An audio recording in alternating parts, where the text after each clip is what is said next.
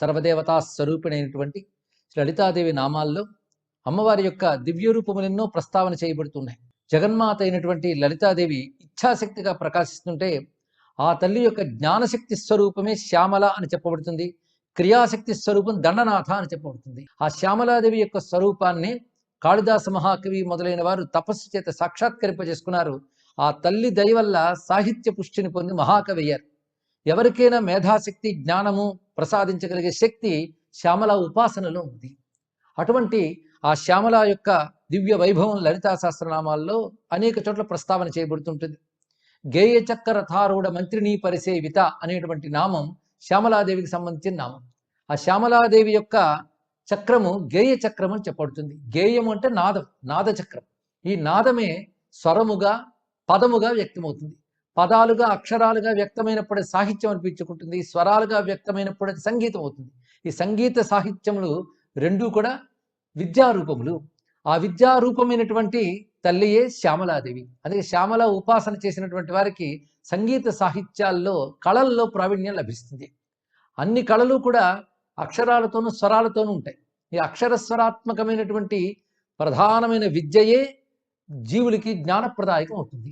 అందుకే సాహిత్యంలో భాగంగానే అన్ని శాస్త్రాలు మనం చెప్పుకోవచ్చు. ఎందుకంటే శాస్త్రాలన్నీ అక్షరాత్మకములే కదా.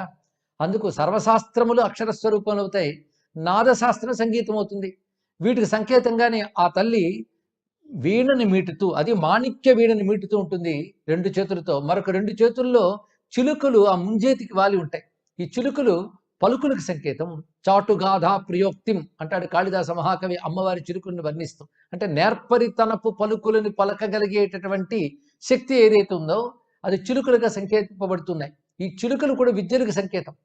ఈ చిలుకయే ధనుర్వేద విద్యా స్వరూపంగా వ్యక్తమయ్యి అమ్మవారికి ఆయుధాలు సమర్పించినట్లుగా లలితోపాఖ్యానం చెప్తున్నది. అంటే అనేక విద్యల స్వరూపం, విద్యల్లో కూడిన పలుకుల స్వరూపం చిలుకలుగా ఉన్నది. నేర్పరితనం అంతా చిలుకల్లో ఉన్నది. నేర్పరితనమే విద్యకు ప్రధానం కదా. అందుకే అమ్మవారి చేతి చిలుక నేర్పరితనపు పలుకులకి సంకేతంగా చెప్పబడుతుంది. అసలు చిలుకంటేనే పలుకంటాం, చిలుక పలుకులను మాట ఉన్నది కదా. ఈ విధంగా సుఖం లాలయంతీం పరిక్రీడసే అని కాళిదాసు వర్ణించినట్లుగా ఆ సుఖాన్ని లాలిస్తూ ఉంటుంది. మాణిక్య వీణా ముపలాలయంతీం మదాలసాం మంజుల వాగ్విలాసాం మహేంద్ర నీలజ్యుతి కోమలాంగీం మాతంగ కన్యాం మనసా స్మరామి అయినటువంటి ఆ తల్లి మతంగ మహాముని యొక్క తపస్సుకి ఫలంగా ఆయన కుమార్తెగా వచ్చింది. ఈమెను లఘుశ్యామ అంటారు. అంటే ఈ శ్యామలాదేవి అతను కుమార్తెగా వచ్చింది కనుక ఆ తల్లి లఘుశ్యామగా, మాతంగిగా, మతంగ కన్యగా కూడా చెప్పబడుతున్నది. ఈ తల్లికి దివ్యమైన నామాలు మొత్తం 16 ఉన్నట్లుగా లలితోపాఖ్యానం చెప్తున్నది. ఈ 16 నామాలు పఠించినట్లయితే అమ్మవారి అనుగ్రహం వల్ల అతడు త్రిలోకాల్లో అన్ని రంగాల్లో విజయం సాధిస్తాడు అని చెప్తూ తాను తుష్టువు షోడశభిర్ నామభిర్ నాకవాసిన.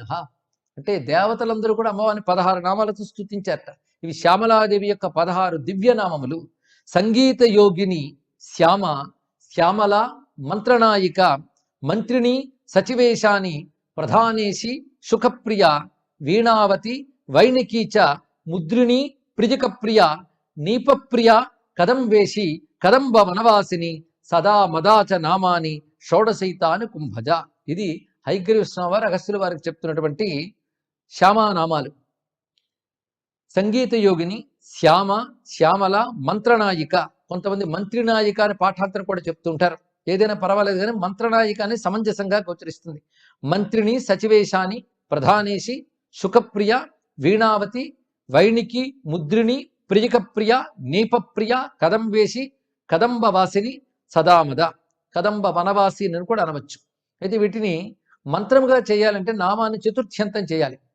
అవి వింటే చాలా ధన్యులమవుతాం కనుక ఈ నామాలు మంత్రంగా ఎలా వినియోగించాలో తెలుసుకుందాం. శ్రీ సంగీత యోగిన్యై నమః, శ్రీ శ్యామాయై నమః, శ్రీ శ్యామలాయై నమః, శ్రీ మంత్రనాయికాయై నమః, శ్రీ మంత్రిణ్యై నమః, శ్రీ సచివేశాన్యై నమః, శ్రీ ప్రధానేశ్యై నమః, శ్రీ సుఖప్రియాయై నమః, శ్రీ వీణావత్యై నమః, శ్రీ వైణిక్యై నమః, శ్రీ ముద్రిణ్యై నమః, శ్రీ ప్రియకప్రియాయై నమః, శ్రీ నీపప్రియాయై నమః, శ్రీ కదంబేశ్యై నమః, శ్రీ కదంబ వనవాసిన్యై నమః, శ్రీ సదామదాయై నమః. ఈ 16 నామాల గురించి తెలియజేస్తూ హయగ్రీవుల వారు ఒక మాట అంటారు. ఏతేర్య సచివేశాని సకృత్ స్తౌతి శరీరవాన్ తస్య త్రైలోక్యమఖిలం వశే తిష్టత్య సంశయ. ఒక్కమారు ఈ 16 నామాలు పఠించినప్పటికీ ముల్లోకాల్లో అన్ని ఆ పఠించిన భక్తుడికి అనుకూలంగా ఉంటాయని ఫలశ్రుతులు కూడా తెలియజేస్తున్నారు. అటువంటి దివ్యనామాలతో ప్రకాశిస్తున్న తల్లి శ్యామల. ఈ శ్యామల సంబంధించిన మరొక నామం మనకి లలిత నామాలు ఎక్కడ కనబడుతుందంటే మంత్రిణీ న్యస్త రాజ్యధూహు అనే నామం కూడా ఈ శ్యామలాదేవికి సంబంధించింది. మంత్రిని అంటేనే శ్యామలాదేవి అని అర్థం. ఈవిడ మంత్రశక్తికి అంటే జ్ఞానశక్తికి అధిదేవతగా ఉంది. జ్ఞానాంగములన్నీ కూడా ఈ తల్లి యొక్క రూపములే. జ్ఞానాంగములు అంటే ఐహిక విద్యలు కానీ పారమార్థిక విద్యలు కానీ ఇవన్నీ జ్ఞానస్వరూపాలే. పారమార్థికమైన అంటే మోక్షానికి సంబంధించిన ఆధ్యాత్మిక శాస్త్రాలు, ధర్మశాస్త్రాలు, మంత్రశాస్త్రాలు మాత్రమే కాకుండా కళలైనటువంటి సంగీత, సాహిత్య, నాట్య, శిల్పాది శాస్త్రములు, ఇవే కాకుండా లోకములో ముఖ్యమైన విజ్ఞాన శాస్త్రములు ఏవైతే ఉన్నాయో నిర్మాణ విజ్ఞానం, వైద్య విజ్ఞానం ఇత్యాదులన్నీ కూడా ఈ తల్లి యొక్క విభూతులే. అందుకే ఏ విద్యలో రాణించాలన్నా శ్యామలాదేవిని స్మరిస్తే చాలు. అలాంటి శ్యామలా సంబంధమైనటువంటి వాంగ్మయం చాలా మనకు మంత్రశాస్త్రాల్లో కనబడుతుంది. లలితా సహస్రనామాల్లో విశేషించి కొన్ని చోట్ల శ్యామల ప్రస్తావన మనకు గోచరిస్తుంది. కదంబ వనవాసినైన నామం కూడా శ్యామలా నామంగానే మనం భావన చేయవచ్చు. అమ్మవారి యొక్క మణిద్వీపంలో లేదా శ్రీమన్నగరంలో ఆ కదంబవన మధ్యంలో అమ్మవారు ఉంటారు కనుక కదంబవనవాసిని కూడా ఇది శ్యామలాదేవికి సంబంధించినది. అదేవిధంగా లలితానామంగా కూడా మనం భావించవచ్చు. ఇక మంత్రిని న్యస్త రాజ్యధూ అనేది అమ్మవారి వృత్తాంతానికి సంబంధించిన ఒక కథ.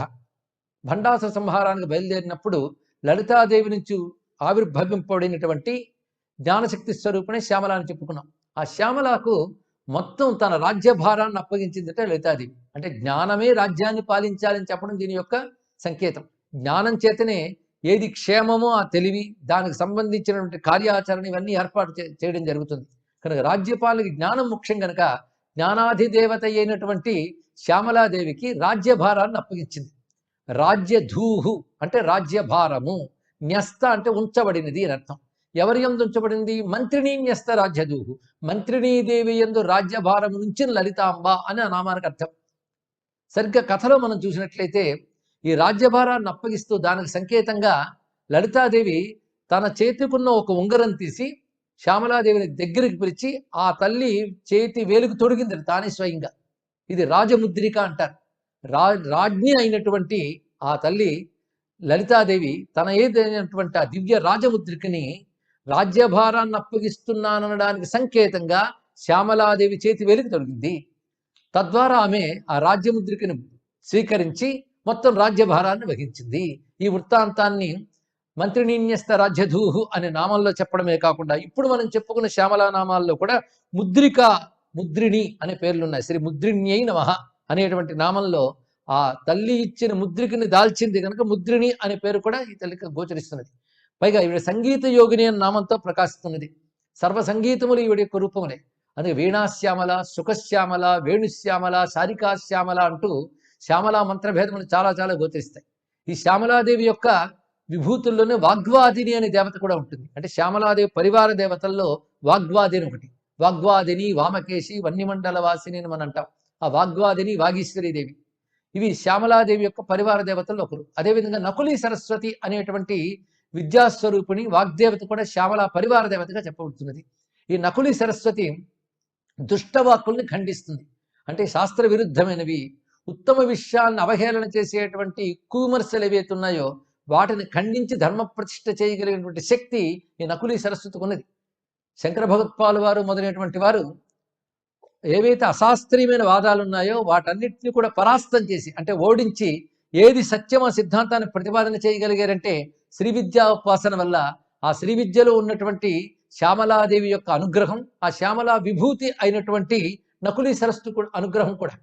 కనుక నకులి సరస్వతి అనబడే శ్యామలాదేవి యొక్క ఒకానొక విభూతిని ఉపాసించినటువంటి వారు వాదముల్లో విజయాన్ని సాధించగలరు. అవతల వారి యొక్క దుష్టవాక్కుని స్తంభింపజేయగల శక్తి నకులి సరస్వతికి ఉన్నది.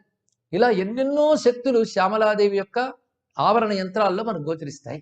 దీన్ని బట్టి శ్యామల అనేక రకాల వాక్శక్తులకి అధిదేవతగా గోచరిస్తుంది.